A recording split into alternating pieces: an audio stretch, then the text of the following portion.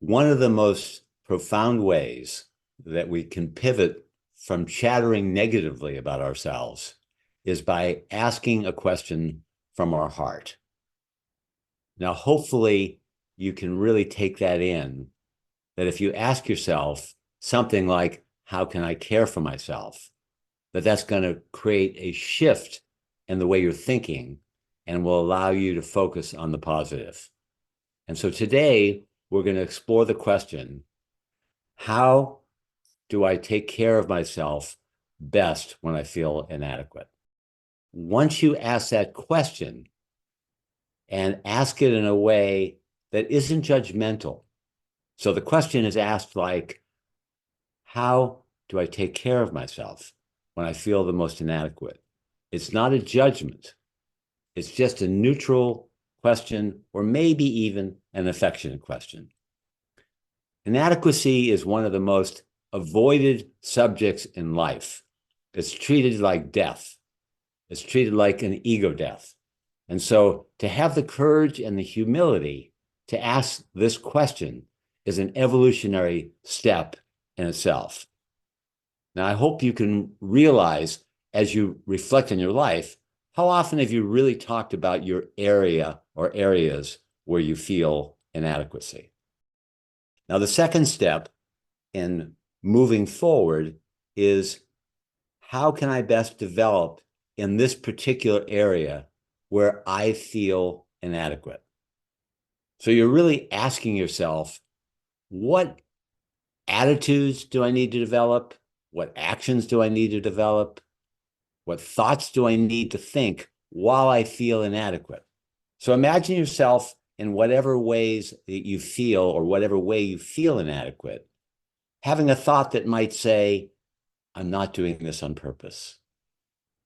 I want to support myself. I want to focus on caring.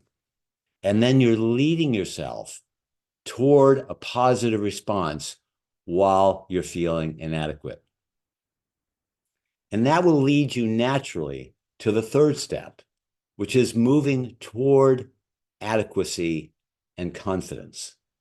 So you're literally focusing on what would bring me to feel adequate and more confident in this area. And this requires, almost in all circumstances, dedication, perseverance, humility, courage, and awareness. Because the areas we feel inadequate are almost like frozen inside of ourselves. And we consciously and unconsciously identify, oh, that's just me. But it's not just you. It's a feeling that is there that can morph. And if we pay attention to it and ask ourselves this question, and then respond to the question with ideas, actions, and attitudes that will support you to be more adequate, then you're really involved with yourself in a way that's incredibly beneficial. So let yourself get a glimpse of that.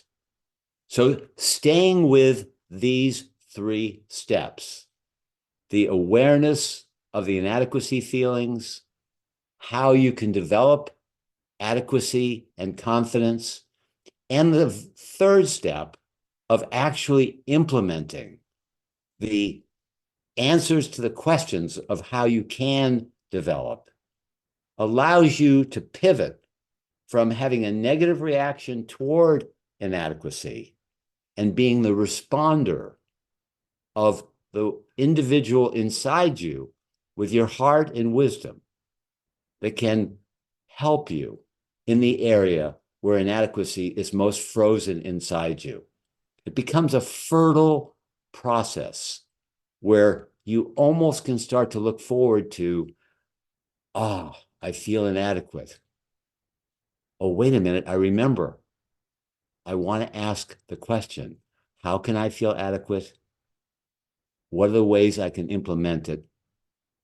And making sure that you stay aware of the inadequacy itself and not make it a fixed state. So I wish this for all of you, for all of us. And may we all have the courage and the humility to face the areas that we so often avoid.